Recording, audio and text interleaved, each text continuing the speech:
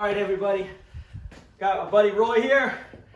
So when I was driving the car, one thing that I noticed is it was hesitating a lot. And you know, again, the car's been sitting for over 30 years. So I was talking to Roy about it, and he was basically telling me what the issue was with the carburetor, it sitting so long. You want to kind of explain a little bit, Roy? Or? Yeah, basically what happens is with it sitting so long, the diaphragm for the accelerator pump on the carburetor is just not working. And that's the two squirts, when you hit the gas, two squirts come out of the venturis, okay, out of the injector nozzles, and that's what gets you past from idle to what they call off idle, the transition. Okay, so without the accelerator pump working, it's almost impossible, unless you just really feather the gas, to get it to go, start moving the car. But the carburetor needs to be rebuilt. So that's what we're going to do. We've got the carburetor cleaner here. We've got the GP Sorensen carburetor kit right here. It's got everything in it that we need. New accelerator pump diaphragm, the gaskets, seals, whatever. So that's what we're going to do, is we're going to pull the carburetor off, and as I take it apart, I'll explain to you what each part does and how the carburetor works. Try to keep it on layman's terms so you guys can understand it. Anybody can do it. This is one of the simplest carburetors in the world to rebuild. So it's a very easy carburetor. Anybody can do it if you just have a little patience and listen to what I say. So that's the great thing about having good friends. So happen I got a good friend here, and his expertise is carburetors. So stay tuned here. We're going to get this carburetor taken off, and then we're going to get it taken apart. Okay, so we need a 1/2-inch wrench. And nothing's in order. Never mind, we don't need the 5/8. Okay. Sometimes the nut on the carburetor. Got it. Oh, you need that? Oh, okay. Okay, so we're good there.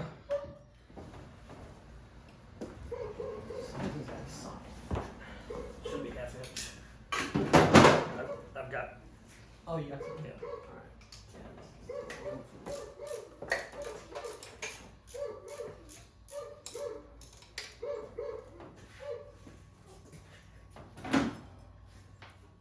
Did you get my other ratchet by any chance?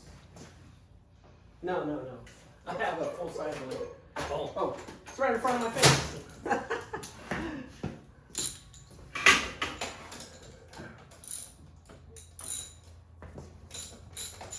I get that linkage off, huh? There we go. Guess I need I need to take that little nut off, that bolt.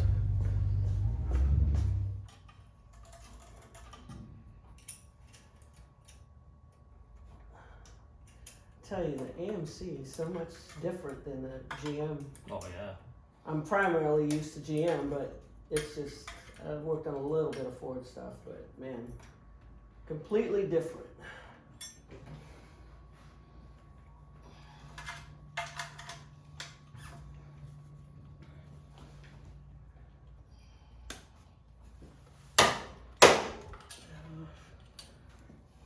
Here.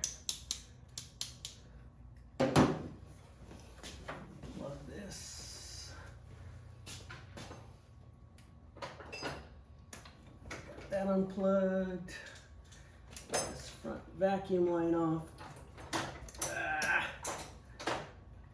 Right. I think we just about got everything.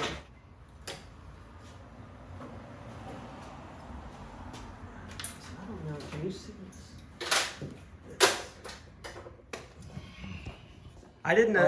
Yeah, I see what we got. Somebody didn't know what they were doing. There's a lot of stuff rigged up on this car. That's what I've been discovering.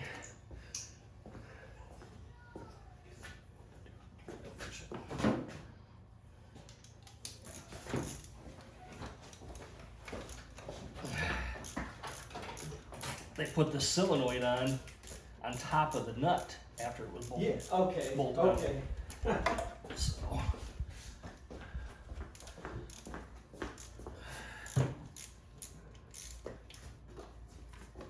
There's the bolt.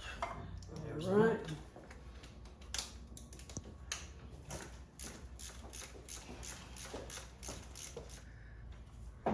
right, there we go. Okay, first thing I'm going to do is I'm going to pull the top of the carburetor off. See what we got inside. Oops.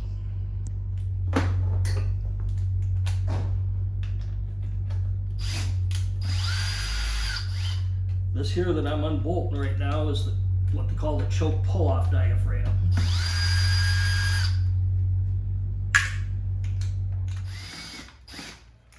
Okay, we're gonna have to use a wrench on that. Oh yeah.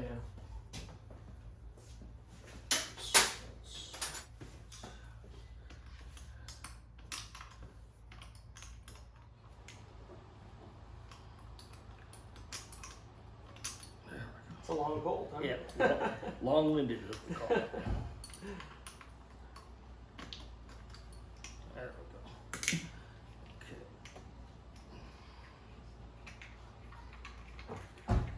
That's an interesting little contraption there. Mm-hmm. See how hard that is? I mean, that's rock solid. Got it. This diaphragm is the only thing that's going to make a difference between this and the accelerator pump is the accelerator pump's got gas on it. Gotcha. Okay, so it makes it a little bit flexible, but it's just not doing the job. Got it. Okay, so what we're going to have to do here. Okay, so that's pull that off. Let me throw that there. And we can take that off, and that'll go in the dump. Back in Michigan, we built a lot of carburetors for people, performance carburetors, Holleys, Edelbrocks. But I had a special bench all set up to do this kind of stuff, so Nice. all the tools were right there. And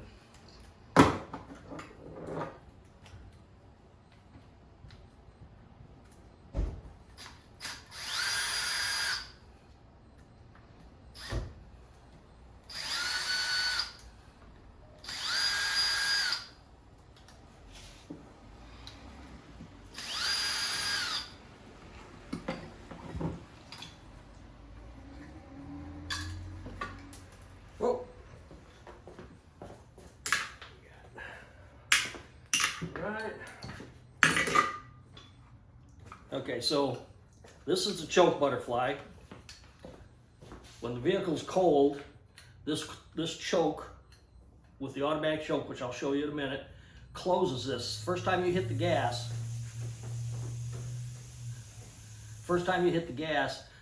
this spring-loaded choke will close this butterfly. That aids the engine in starting cold. So it's basically getting all gas until the engine starts cranking, you know, and then it'll open up approximately 1/4 of an inch to get air, and that's what allows it to fire. Okay, so that's how that works. Okay, now as you can see here, this is the inside of the carburetor. You can see the float, okay?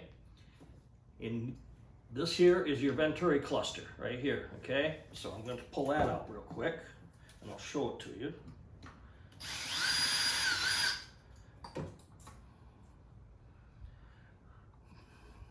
Now this bolt that bolts this Venturi cluster down is hollow inside because these are the Venturis, and the squirter nozzles, when you hit the accelerator pump, there's 2 holes. There's one hole right there and another hole down here on the front side here.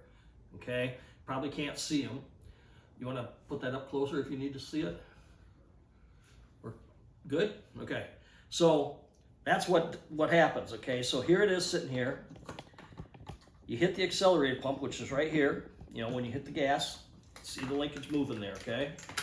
And that forces fuel up through this bolt, which is hollow. And then at the top, the gas is allowed out and it goes through those squirter nozzles, and that's what squirts the fuel down into the engine, or into the intake, I should say. Okay, so that's that. Okay, and then we've got a check ball that comes out. So what happens with this check ball, this is at the bottom of the bolt that holds the Venturi cluster in, okay?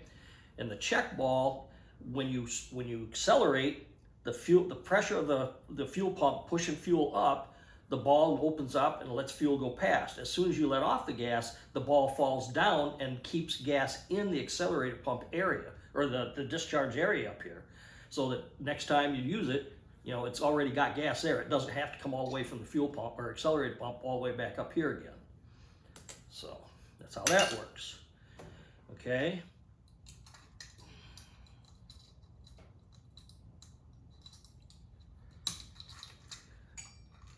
This is the float. This is what operates the needle and seat, which I'll show you in just a minute. Okay, so this float is still good after all these years, believe it or not. This is the needle. And let's see here, what do I need here? 7/16.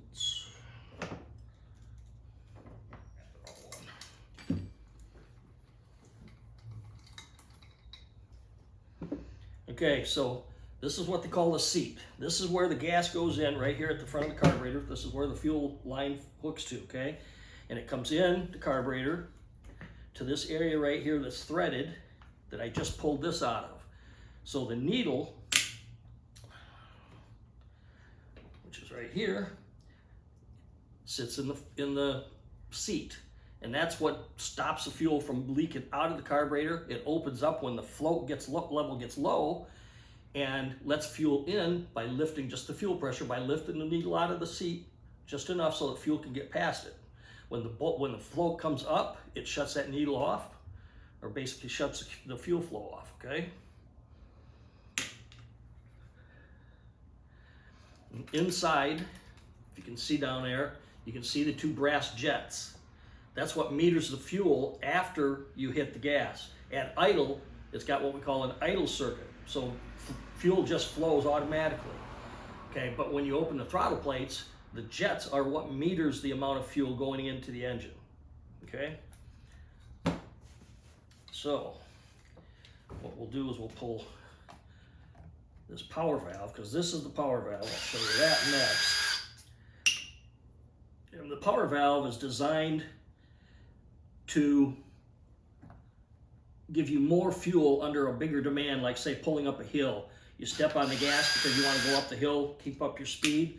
This power valve opens up when there's less vacuum, okay? So for instance, when you're driving down the road level, on a level grade, your vacuum level will come up to, let's say, inches, probably 16 to 18 inches. When you accelerate, it goes down to 2 inches.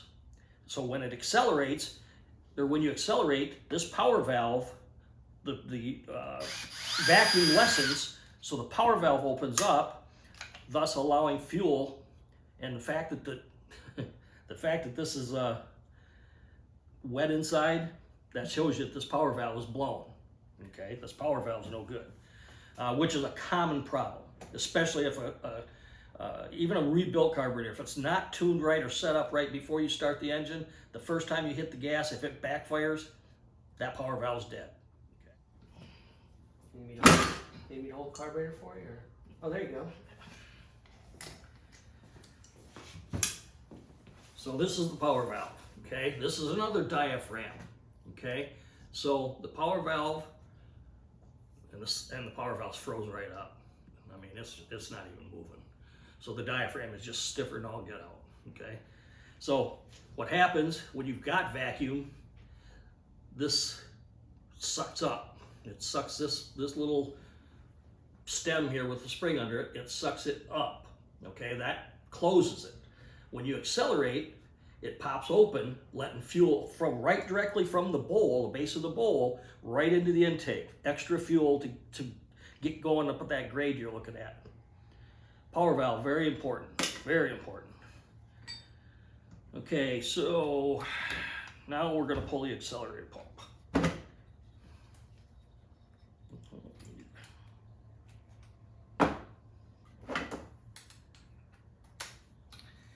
right.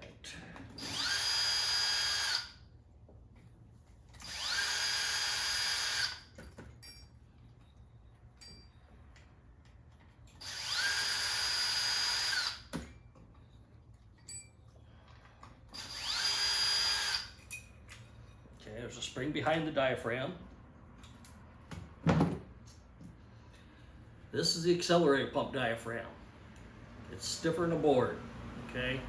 Plus, if I hold it up, you can see a couple little pinholes in it. Okay, but it's just so stiff that it can't pump. It's just not doing its job. So that's the major problem that we have with this. So that takes care of everything inside the carburetor.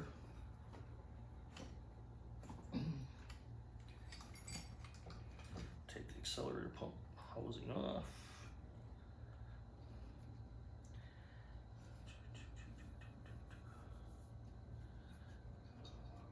We take the accelerator pump off. There we go. Okay, so now we're going to show you the choke.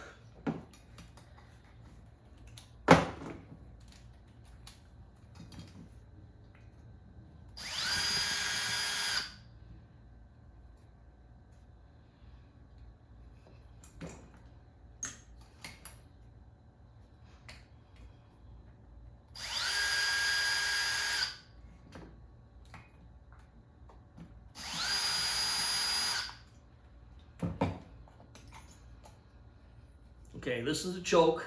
It's a thermal choke, thermal spring, I should say. The spring responds to heat and cold. When it's cold, the spring unwinds, okay? It unwinds, thus putting the choke like that, which closes the choke butterfly, all right? So again, the choke is part of You want to turn around and show the camera the other? oh, yep. So here's the choke mechanism as far as what the spring hooks onto. And you see this, the rod here. The rod goes up through the top of the cover and bolts onto the choke shaft here, the butterfly shaft, okay? So the choke is real important because that's what operates, it helps you start in the morning when it's cold, okay? California, the choke is set very, very lightly so that it takes very little to open it, okay, because of the heat and everything. So chokes technically out here, except some winters, really don't do much of anything. But back in Michigan where I'm from, if you ain't got a choke, you got a problem. Okay, and these two jets here, these are for the idle circuit, okay? These are what maintains the fuel ratio coming out of the carburetor, out of the bowl, into the venturis, into the air passage, okay? So you turn them in, the engine falters, you back it out about a quarter of a turn, 3/8 of a turn, and all of a sudden the engine smooths right out. That means you've got the right fuel flow, okay? So that takes care of that. Got to remove the linkage to put this in the carburetor cleaner.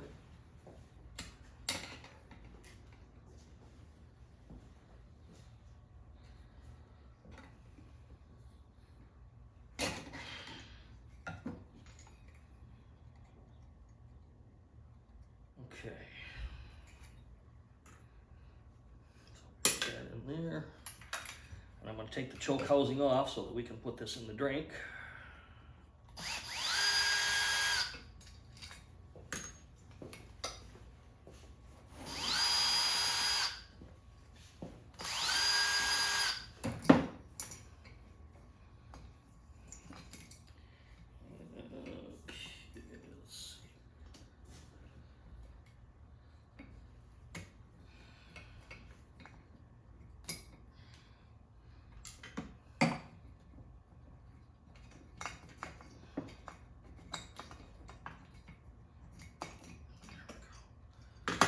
Okay, that's the choke housing, which bolts onto this side, on the passenger side of the carburetor, hooked to the throttle linkage. Okay, and now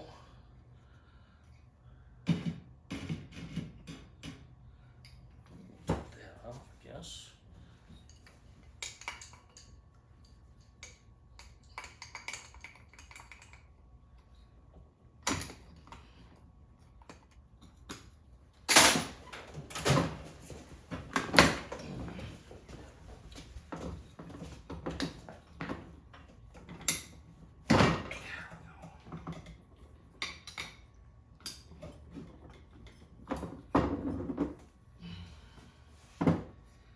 ordinarily I wouldn't have to take that off because I have a bigger 5-gallon bucket of cleaner, but in this case we're going bare essentials. Still, Yeah. we're gonna have to find something else. We're to put gonna it have in. to find All something right. else to put it in. So we had to go, since the carburetor's not fitting in here, we picked up another can of this Berryman's, and Roy had a great idea. Why not just get a baking pan here, like that you normally put your stuffing in, and what we'll do is we'll fill up the Berryman's in here and then just let the carburetor soak. What do you guys think? So let's get to it.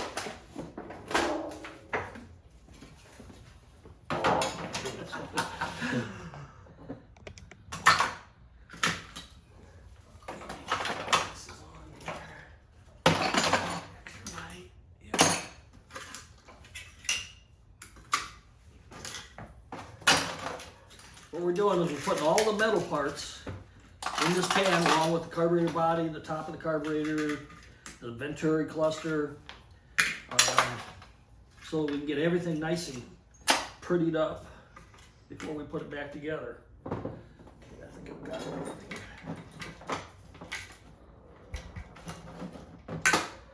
Okay, so I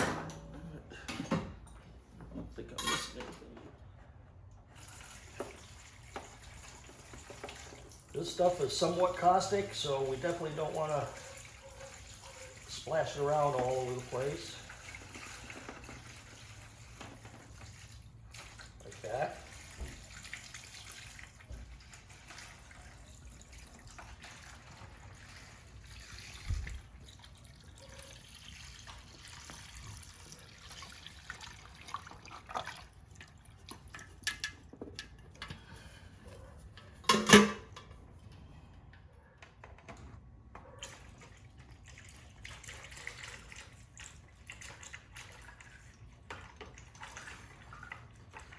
That's probably about as much as we're going to want to put in there. Okay, so now that we have all this put in here, we're gonna put this in the oven for 350 degrees for 4 hours. I'm just kidding, don't even dare try that. Don't do it. If you want to blow your whole house up, honestly, don't try that, just a joke.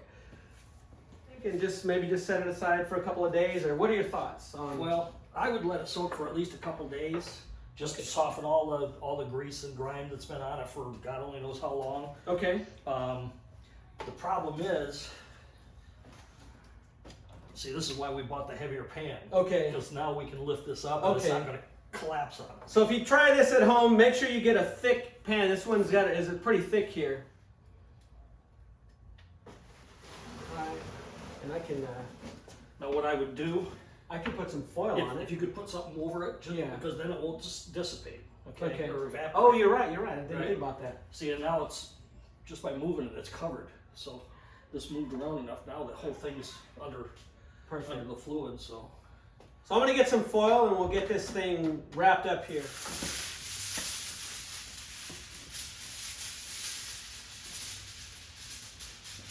I'm sure your wives will love this, getting the foil out of her kitchen to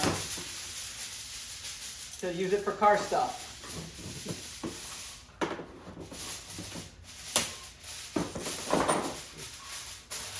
This is heavy, you're right. Now just to give you a heads up, when you get done soaking whatever you're doing, like a carburetor like this, you're going to want to use a brush or a small toothbrush size brass brush or bronze brush and clean it up, get in the nooks and crannies, clean it real good. But you're going to want to have, exactly just like that, you're going to want to have a couple cans of brake clean. Because once you get it cleaned up the way you want, you pick it up and then you start spraying it off with brake clean, and brake clean will break down this chem dip. Otherwise, this chem dip, as it dries, it stains and it's sticky. It just makes a mess, okay? So you want to make sure you clean it very thoroughly, then spray it down with brake clean until it's all cleaned off and rinsed, and then just let it dry and you'll have a really nice looking carburetor. Okay guys, just so you know, old guys rule, okay? Always remember that. Yes, I'm thankful for my old guys, my old man friends, I should say. So we got it all wrapped up in the foil here, so we're just cleaning up right now. We're gonna let it soak for a few days, and then we'll get to the next part. We'll get into getting that thing cleaned up and start putting it back together. So stay tuned. See you later, alligator.